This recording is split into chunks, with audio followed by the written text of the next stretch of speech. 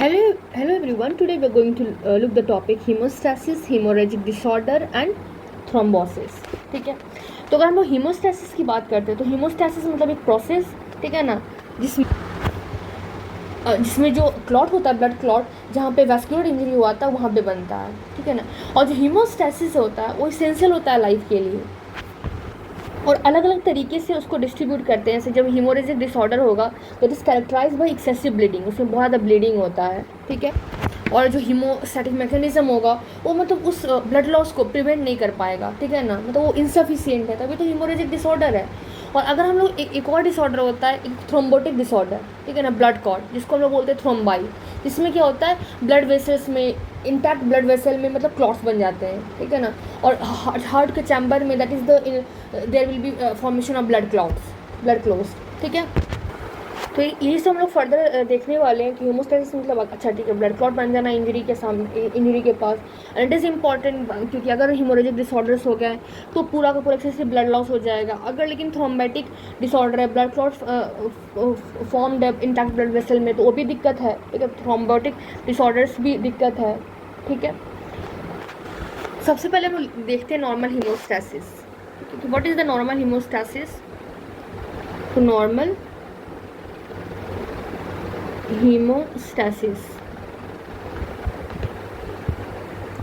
तो हम नॉर्मल हीमोस्टैसिस की बात करते हैं तो हीमोस्टैसिस बेसिकली एक प्रोसेस है जिसमें इन्वॉल्व होता है प्लेटलेट्स, क्लॉटिंग फैक्टर, इंडोथीलियम, जो कि आकर कहाँ पे होता है, eight the site of vascular injury, और क्या और कल्मिनेट करता है in the formation of blood clot, ठीक है ना, जिससे क्या होगा, दैट विल प्रिवेंट और limit the extent of bleeding. तो ये क्या है, इट इज़ अ प्रोसेस जो कि इन्वॉल्व करता है, इन्वॉल्विंग प्लेटलेट्स,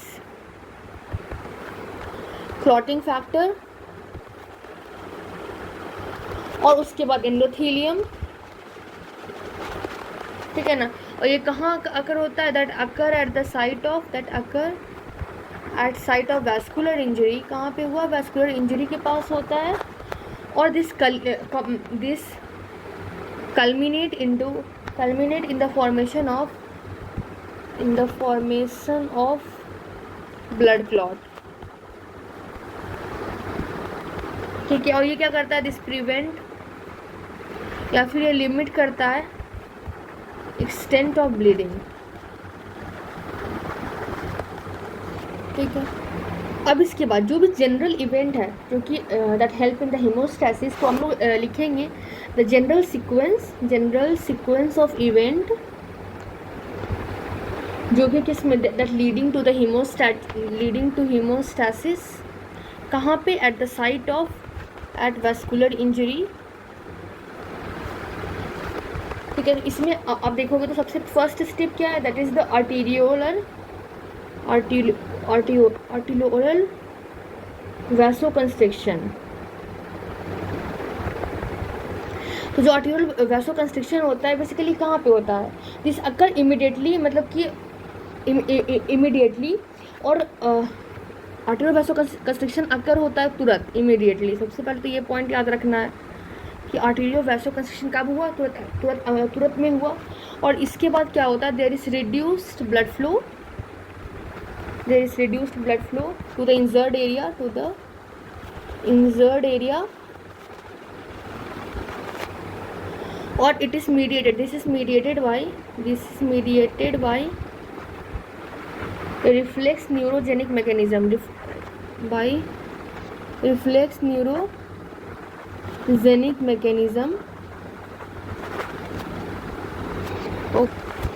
और इसमें और भी क्या होता है, there is release of endothelium,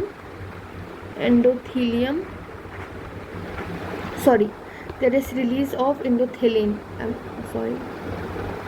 there is release of endothelin, ठीक है। और जो एंडोथेलिन होता है, this is the potent endothelium derived vasoconstrictor, ठीक है। तो क्या हुआ, सबसे पहले फर्स्ट स्टेप क्या होता है, आर्टेरियो वैसोकंस्ट्रिक्शन होता है जो कि तुरंत होता है। इससे क्या होता है, there is reduced blood flow to the injured area, मतलब जो ब्लड फ्लो होना था इंजर्ड एरिया में वो कम जाता है, ठीक है ना। और ये कैसे होता है, by mediated by reflex neurogenic mechanism, there is mechanism जिसको बोलते हैं रिफ्लेक्स न्यूरोजेनिक मैकेनिज्म। और जहाँ पर रिलीज होता है एंडोथिलिन का, जो कि एक पोटेंट एंडोथिलियन डिराइव्ड वैसोकंस्ट्रिक्टर होता है, ठीक है। यहाँ पे वैसोकंस्ट्रिक्शन हुआ, बट ऐसा नहीं है कि परमानेंट हो गया, ठीक है ना। ये जो इफेक्ट होता है ट्रांसिएंट होता है और ब्लीडिंग रिज्यूम कर जाएगा अगर प्लेटलेट का एक्टिवेशन नहीं होगा, ठीक है ना, अगर कोगुलेशन फैक्टर का एक्टिवेशन नहीं होगा, ठीक है। तो फिर हम सेकेंड स्टेप देखते हैं, that is called as second step, and this is called as primary haemostasis. अगर हम प्राइमरी हीमोस्टैसिस की बात बोलते हैं, this means that formation of platelet plug.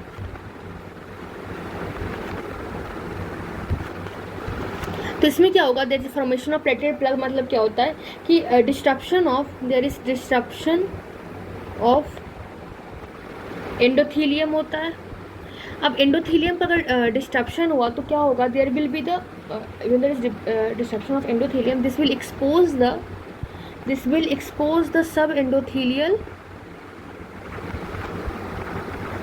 von Willebrand factor, ठीक है, और कोलेजन को भी, दोनों को एक्सपोज कर देता है, ठीक है। और ये क्या करता है, दिस प्रमोट द प्लेटलेट एडरेंस और एक्टिवेशन। तो क्या हमने देखा कि जो प्राइमरी हीमोस्टैसिस में क्या होता है कि there is formation of platelet plugs, platelets का बन जाता है।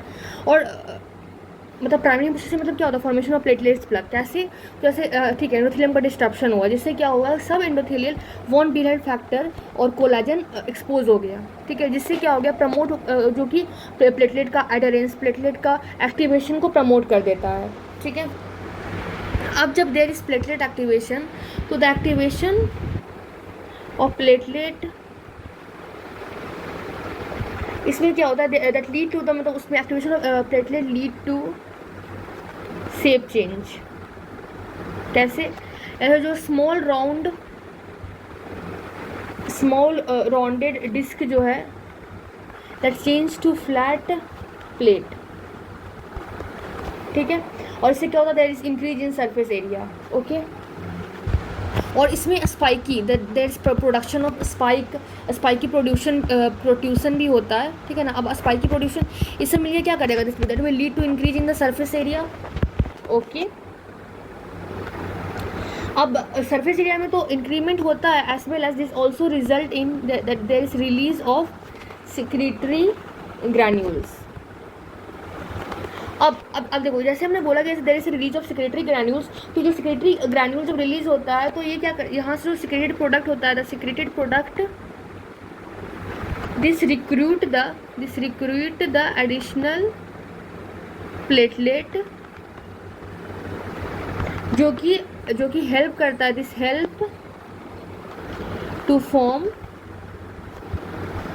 Primary haemostasis plug, primary haemostatic plug इससे बन जाता है। This was the first primary haemostasis. Now अगर हम लोग इसके बाद थर्ड स्टेप में देखें, सेकंड 2 स्टेप हो गया, नाउ द थर्ड स्टेप क्या है, that is the secondary hemostasis, secondary hemostasis. And इसमें क्या होता है, there is deposition of fibrin,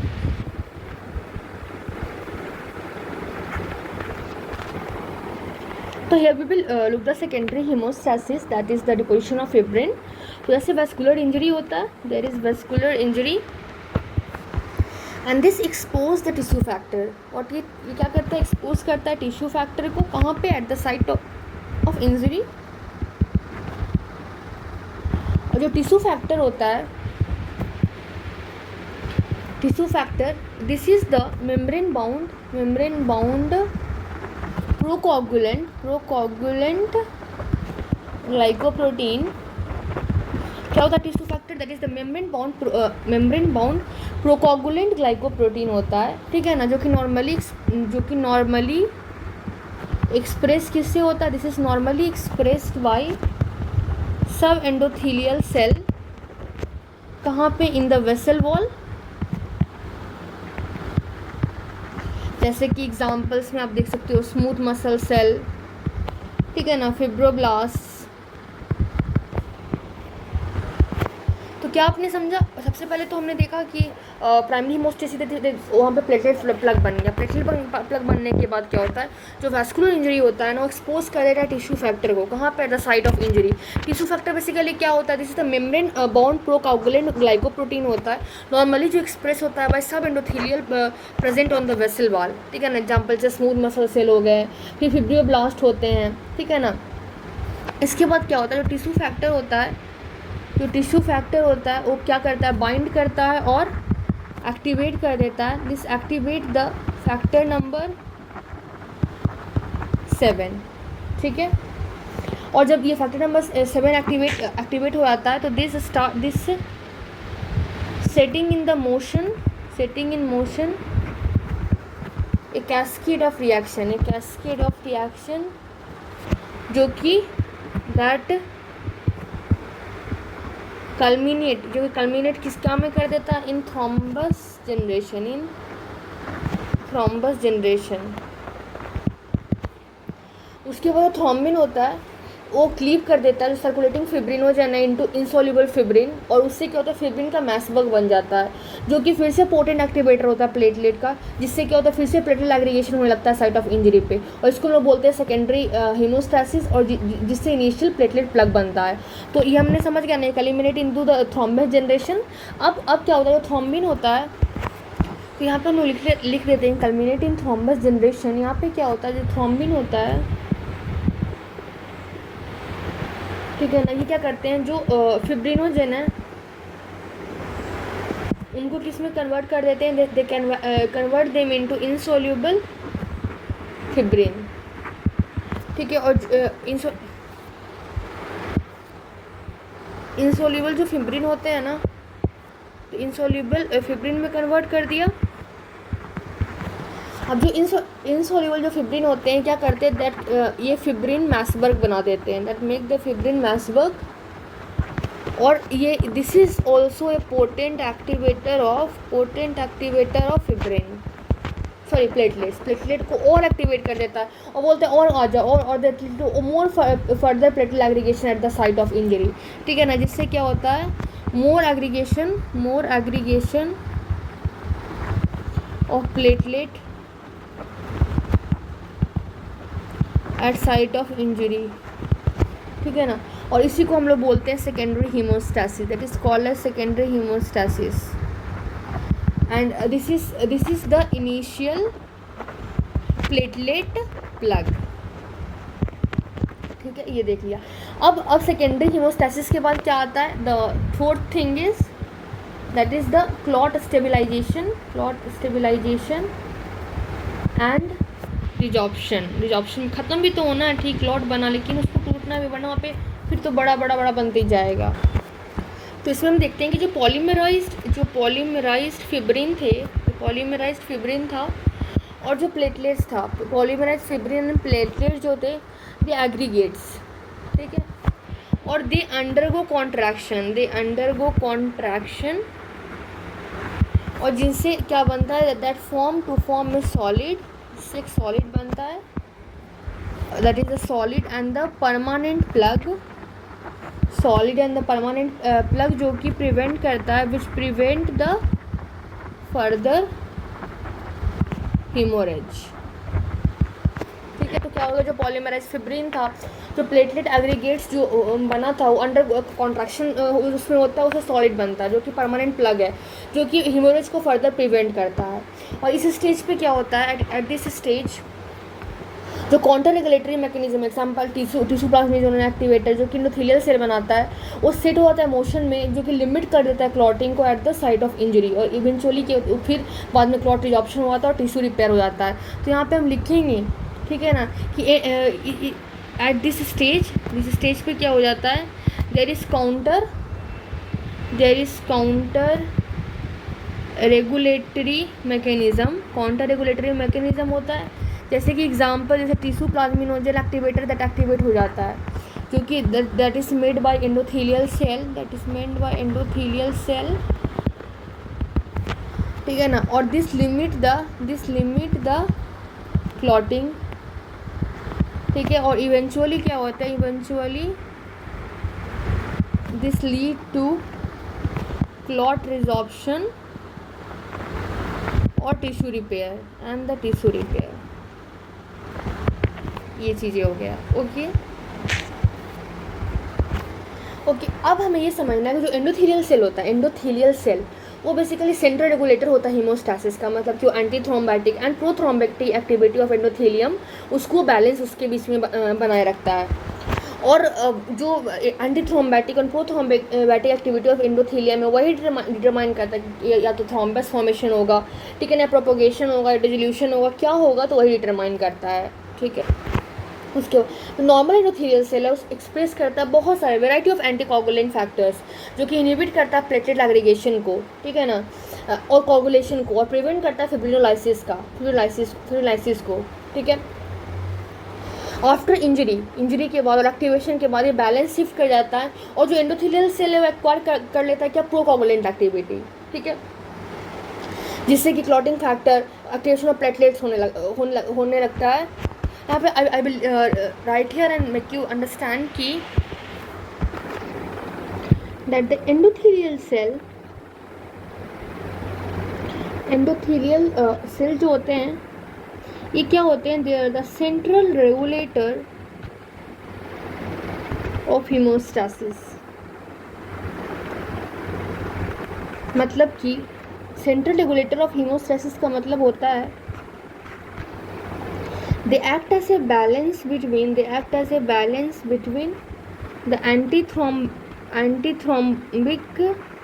and the prothrombatic activity of endothelium,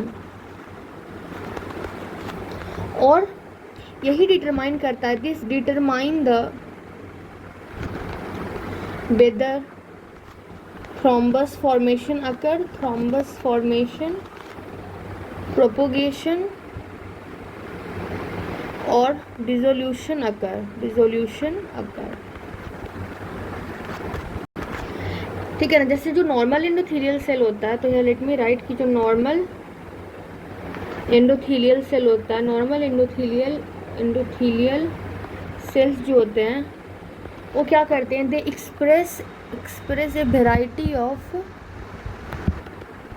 anticoagulant factor, ठीक है। ये बहुत सारे एंटीकोगुलेंट फैक्टर एक्सप्रेस करते हैं, और ये क्या करता है, this inhibit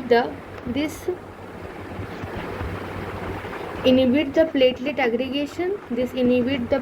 aggregation and coagulation, ठीक है ना। ये प्लेटलेट को एग्रीगेशन करने से और कोगुलेशन करने से इनहिबिट करता है, और दिस ये प्रमोट क्या करता है, दैट इज द फिब्रिनोलाइसिस, ठीक है। अब जैसे कि आफ्टर इंजरी, जब इंजरी हो जाता है तो आफ्टर इंजरी क्या होता है, आफ्टर इंजरी और एक्टिवेशन ये बैलेंस शिफ्ट हो जाता है, ये बैलेंस शिफ्ट कर जाता है। कैसे शिफ्ट कर जाता है कि एंडोथेलियल सेल उसके बाद क्या होते हैं, the endothelial cell this acquire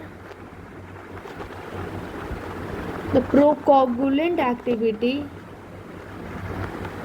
ठीक है ना, मतलब कि activation of platelets and clotting factors, ठीक है।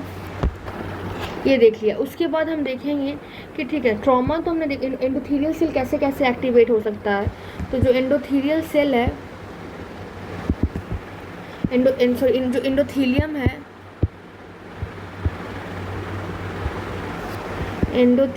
है, जो ठीक है ना, कैसे एक्टिवेट होगा, can be activated by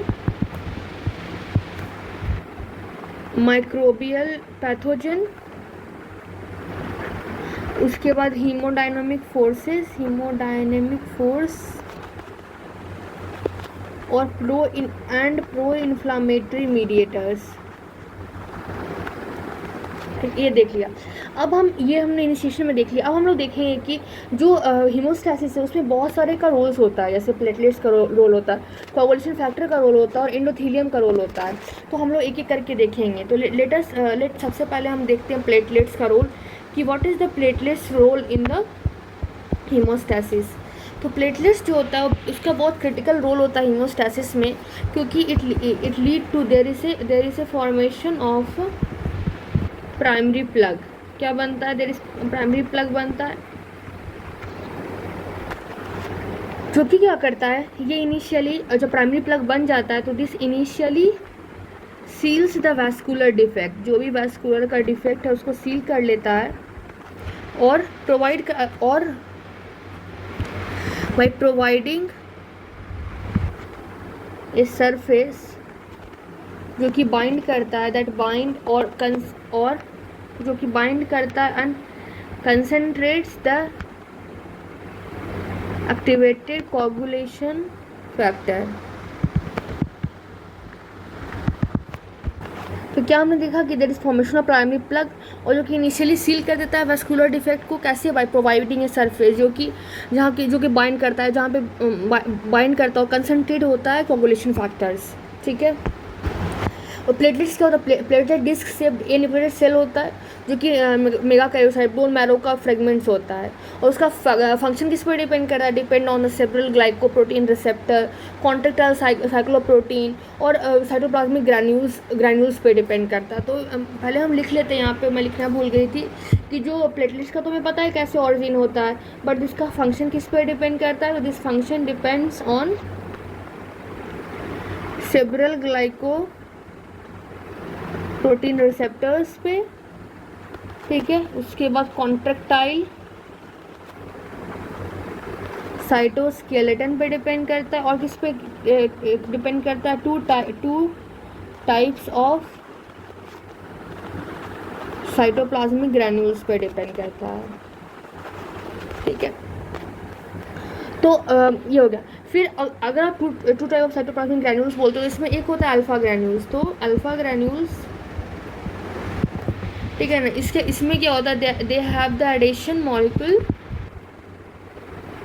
that is called as p-selectin. This is present on the membrane, on their membrane। तो जो बेसिकली मैंने बोला था कि two type of cytoplasmic granules होता है, इसमें एक होता है अल्फा ग्रैन्यूल्स, और जो इसमें अल्फा ग्रैन्यूल्स होता है क्या होता है? जैसे adhesion molecule that is p-selectin on their surface। और ये जो अल्फा ग्रैन्यूल्स होता है, दे कंटेन प्रोटीन, ठीक है ना, that is involved in coagulation. जैसे कि एग्जांपल में अगर आप देखोगे तो फिब्रिनोजेन, देन कोगुलेशन फैक्टर 5, उसके बाद वॉन ब्रिहल फैक्टर।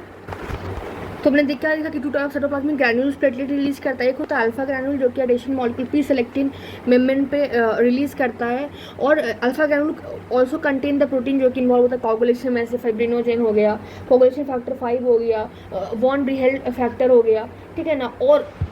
और भी protein factor as well as protein factor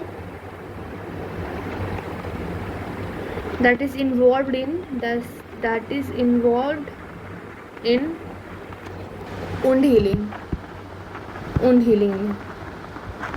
जैसे अगर इस एग्जांपल देख लेते हो तो जैसे होता है फाइब्रोनेक्टिन, प्लेटलेट फैक्टर 4, ठीक है ना, प्लेटलेट डिराइव ग्रोथ फैक्टर, उसके बाद फिर होगा ट्रांसफॉर्मिंग ग्रोथ फैक्टर बीटा। ये सब हो गया। एक हो गया अल्फा ग्रैन्यूल। फिर दूसरा ग्रैन्यूल आता है जिसको हम लोग बोलते हैं second is that is the dense, या फिर इसको ऐसे डेल्टा भी बोलते हैं, डेल्टा ग्रैन्यूल्स। तो जो डेल्टा जो कि डेंस ग्रैन्यूल्स होता है, इसमें क्या कंटेन होता है? तो they contain adenosine diphosphate ADP, ठीक है ना, और भी होता है ATP, और आयोनाइज्ड कैल्शियम होता है, ठीक है ना, सीरोटोनिन होता है एंड द एपिनेफ्रिन। ठीक है, ये सब तो हमने देखा कि ठीक है प्लेटलेट्स ये सब करता है। उसके बाद क्या होता है कि जैसे ही आफ्टर ए ट्रॉमेटिक इंजरी, ये देख लिया। तो अब हम लोग देखेंगे कि जब कोई भी ट्रॉमेटिक इंजरी होता है तो आफ्टर, ठीक है ना, ट्रॉमेटिक वैस्कुलर इंजरी, जब वैस्कुलर इंजरी ट्रॉमेटिक होता है तो उसके बाद क्या होता है। तो सबसे पहले तो जो प्लेटलेट होते हैं ना, प्लेटलेट वो इनकाउंटर होते हैं, the encounter from the sub endothelial connective tissue. जैसे कि आप एग्जांपल दे सकते हो वॉन ब्रीहेल फैक्टर, फिर कोलेजन। अब जैसे ही ये प्रोटीन कांटेक्ट में आता है, ठीक है ना, on contact with this protein, जो on contact with this protein, platelet जो होते हैं, platelet undergo sequence of reactions. Platelet जो होता है that undergo sequence of reaction, ठीक है ना, और जिससे क्या होता है there is formation of platelet plug बनता है, प्लेटलेट प्लग फॉर्मेशन अकर। तो अगर प्लेटलेट प्लग की बात करें, इसमें क्या क्या होता है, प्लेटलेट एडिशन होता है। प्लेटलेट जो रैपिडली अपने शेप को चेंज कर देता है, फिर there is secretion of the granule content, and lastly में क्या होता है, प्लेटलेट्स का एग्रीगेशन होता है। तो सबसे पहले आप देखोगे कि सबसे ए में क्या होता है, that is platelet adhesion, platelet adhesion होता है। अब प्लेटलेट एडिशन की बात करते हो तो इसमें क्या होता है कि that is mediated by the mediated largely by, this is mediated largely via इसमें क्या होता है, there is via the interaction between the platelet surface receptor glycoprotein, इसको हम लोग बोलते हैं 1B, that is a GP1B, and von Breuer factor in subendothelial matrix। तो क्या देखा, there is interaction between the platelet surface receptor glycoprotein, जिसको बोलते हैं 1B GP1B, और वॉन बिहाइंड फैक्टर जो कि होता है सब इंडोथीलियल में होता है, वो दोनों, ठीक है, वो दोनों में क्या होता है, देयर इज इंटरेक्शन, ठीक है। उसके बाद क्या होता है, द प्लेटलेट जो होते हैं,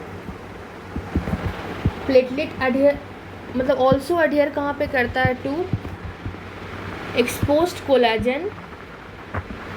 कैसे, via the platelet collagen receptor, जिसको हम लोग बोलते हैं GP1A एंड 2A, ठीक है। ये चीज़ हमने देख लिया। तो हमें याद रखना है, इसमें एक डायग्राम भी आता है कि कैसे प्लेटलेट एडिशन कैसे होता है। तो there is interaction between the platelet के जो सरफेस पे रिसेप्टर है, इसको बोलते हैं ग्लाइकोप्रोटीन 1B, और एक सब एंडोथेलियल में भी एक रिसेप्टर होता है, इसको बोलते हैं वॉन ब्रीहेर फैक्टर। दोनों में इंटरेक्शन होता है। और प्लेटलेट ऑल्सो एक्सपोज कहाँ पे होता है, टू द एक्सपोज कोलेजन में, किससे, via the platelet collagen receptor, जिसको बोलते हैं GP1A या फिर 2A। और अगर जेनेटिक डिफिशियंसी हो जाती है वॉन ब्रीहेर फैक्टर डिजीज़ का, ठीक है ना, या फिर GP1B that is the Bernard Soulier syndrome हो जाता है, तो इसमें भी क्या होता है, मतलब कि GP1A का अगर ये हो गया, या फिर GP1B का अगर डिसफंक्शनल हो गया, ठीक है, GP1A या फिर GP1B, GP1A का अगर प्रॉब्लम होता है उसमें भी, और GP1B का, तो इसमें ब्लीडिंग डिसऑर्डर्स हो जाते हैं। और इनफैक्ट इफ वॉन ब्रीहेर फैक्टर का भी अगर डिफिशियंसी हो जाएगा तब भी क्या हो जाएगा, ब्लीडिंग डिसऑर्डर हो जाएगा। तो ये हमने देखा पहले प्लेटलेट एडिशन। अब हम लोग सेकंड में देखेंगे the be is platelet rapidly changing the shape. तो इसमें क्या होता है, वी विल राइट कि जैसे जो स्मूथ प्लेटलेट्स, जो मतलब कि जो प्लेटलेट्स होते हैं, ठीक है ना, ये कन्वर्ट हो आते हैं कैसे, being converted from smooth disc, smooth जो डिस्क होते हैं उसे कैसे कन्वर्ट हो आते हैं, to spiky, that is the sea urchins type, okay, और इसमें जब सी अर्चिन में कन्वर्ट हुआ मतलब कि this has the great surface area, this is done, ठीक है। अब जैसे ये चेंजेस हुआ, ठीक है ना, स्पाइकी में चेंज हुआ, तो दिस इज इसमें क्या होता है, there is this is the change accompanied by conformational changes. Conformational changes होता है कैसे, कॉन्फॉर्मेशनल चेंज होता है in cell surface glycoprotein. Cell surface की जो ग्लाइकोप्रोटीन है उसमें चेंज होता है, that is glycoprotein 2B and the 3A, और जिससे क्या होता है, there is increase in affinity for fibrinogen, और देयर इज और क्या होता है, there is translocation of negatively charged glycoprotein to the platelet surface। और उसके बाद क्या होता है, ये जो फॉस्फोलिपिड्स होता है बाइंड करता है कैल्शियम से और सर्व करता है nucleation site for the assembly of coagulation factor complex. तो हमने क्या देखा कि जो प्लेटलेट क्या शेप चेंज हुआ, डिसाइडेशन हुआ, मतलब जो स्मूथ डिस्क है to the spiky sea urchin में कन्वर्ट हुआ, जिससे कि सरफेस एरिया इंक्रीज हुआ। अब ये चेंज क्या होता है, इसमें क्या होता है, cell surface glycoprotein 2B 3A में मतलब क्यों चेंज हो जाते हैं, और जिससे क्या होता है, increase in affinity for fibrinogen बढ़ जाता है, और by the translocation of negatively charge phospholipid the platelet surface. और जो ये जो फॉस्फोलिपिड है बाइंड कर जाते हैं कैल्शियम के साथ, और न्यूक्लियेशन साइट मतलब कोगुलेशन फैक्टर कम्प्लेक्स के लिए न्यूक्लियेशन साइट की तरह मतलब एक्ट करते हैं। अब थर्ड में क्या है, that is the secretion of granule content.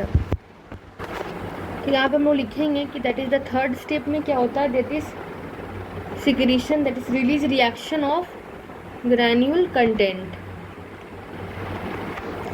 तो ये जो रिलीज सिक्रीशन होता है ये कैसे होता है, दिस अकर जब when there is this occur with change in shape में जब चेंज होता है तो होता है, तो with occur in the shape with the change. और ये जो दो इवेंट है उसको हम लोग मतलब ऑफर referred to together as platelet activation. So this two event often referred together as platelet activation। और जो प्लेटलेट एक्टिवेशन है वो नंबर ऑफ फैक्टर से ट्रिगर होते हैं, that including the coagulation factor, that is the thrombin and ADP. So platelets जो activation होते हैं, platelet activation this is triggered by number of factor, जैसे कि including the coagulation factor thrombin and ADP. और फिर fourth step में क्या आता है, fourth step there is the platelet aggregation. तो इसमें क्या होता है, मतलब जैसे एक्टिवेशन होता है उसके बाद इस कॉन्फॉर्मेशनल चेंजेस इन 2B, मैंने जो बोला था पहले कि 2B 3A में कॉन्फॉर्मेशनल चेंजेस होता है, ठीक है। इससे प्लेटलेट एक्टिवेशन होता है और that lead to binding of fibrinogen, जो कि एक लार्ज वाइब्रेंट प्लाज्मा पॉलीपेप्टाइड है, ठीक है ना। उसके बाद there is that lead to aggregation, ठीक है। और अगर there is inherent deficiency of GP2B 3A then that will result in bleeding disorder and that is called as Glanzmann thrombasthenia, ठीक है। उसके बाद ये भी था कि जो इनिशियल वेव होता है एग्रीगेशन का वो रिवर्सिबल होता है, बट जब एक्टिवेशन हुआ था थ्रोम्बिन का तो स्टेबलाइज कर देता है प्लेटलेट प्लैग को, और जिससे क्या होता है प्लेटलेट फर्दर एक्टिवेट हुआ था, एग्रीगेशन हुआ था, और जिससे फिर ऐसा टाइम आता है जब प्लेटलेट जो बनता है ना वो इरिवर्सिबल तरीके से बन जाता है, इरिवर्सिबल प्लेटलेट कॉन्ट्रैक्शन हुआ है। और प्लेटलेट कॉन्ट्रैक्शन जो है साइटोस्केलेटन पर भी डिपेंड करता है, और मतलब कि प्लेटलेट को एग्रीगेट करवाता है। और फिर और भी ऐसे भी जो थ्रोम्बिन होता है वो कन्वर्ट कर देता है फिब्रिनोजेन को इनसॉल्युबल फिब्रिन में, ठीक है ना। और फिर सीमेंटिंग द प्लेटलेट्स वहाँ पे सीमेंट करवा देता है, जिससे फिर सेकेंडरी हीमोस्टैटिक प्लग बन जाता है। वहाँ पे रेड सेल ल्यूकोसाइट भी इंट्रैक्ट हो जाते हैं हीमोस्टैटिक प्लग में। तो ये सब चीज़ें थोड़ा आप याद रख सकते हो, तो this was the something about platelet. और भी 2 चीज़ें बचा हुआ जो कि नॉर्मल हीमोस्टैसिस में काउंटर करा, the coagulation cascade and the endothelium, that we will see in other video. Thank you everyone.